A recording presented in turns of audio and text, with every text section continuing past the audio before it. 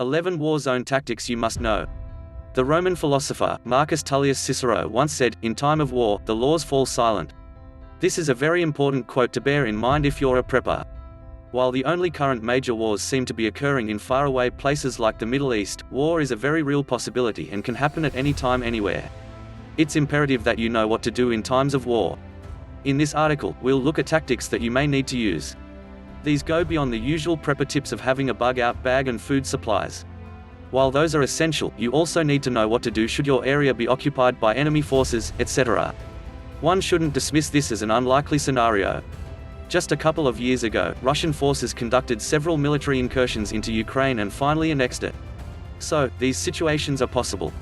Let's look at the tips below. 1. Get a handheld radio and follow the current events so that you're always up to date about what's going on.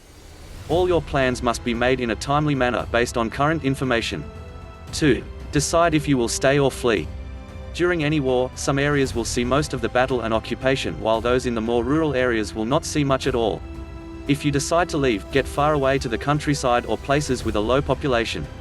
3. Hide all your precious possessions the moment there's conflict in your area. Place the items in an airtight container, wrap that in plastic and bury it. Do not try stashing your items around the house. During an occupation, your house may get raided and the items easily found when everything is being tossed on the ground. 4. Women should stay hidden.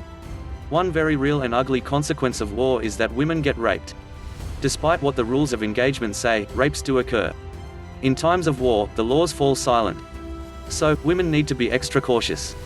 5. If you decide to stay, you must give the appearance that you're poor and have nothing of value. Make your house, clothes, car, etc. look worn out and shabby. Occupiers will be less likely to bother stealing from you. 6. Do not make eye contact with the troops that are in your area. The goal here is to be inconspicuous and insignificant. Do not try to be Chuck Norris and attempt heroics. Almost always, you will fail and end up getting caught or worse. 7. Trust only very close family members and friends. The smaller your circle of trust, the better. You never know who an enemy informant could be, just because they want better treatment. 8. Do not allow your children to hear discussions and plans. One tactic employed by most troops is to interrogate children because most kids are honest and will give out information readily. 9. Get your hands on some firearms, if possible. It's always good to have some stashed away rather than be defenseless and helpless.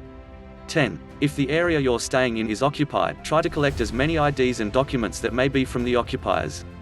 This will give you an idea of what their documents look like, etc. You never know when these could come in handy.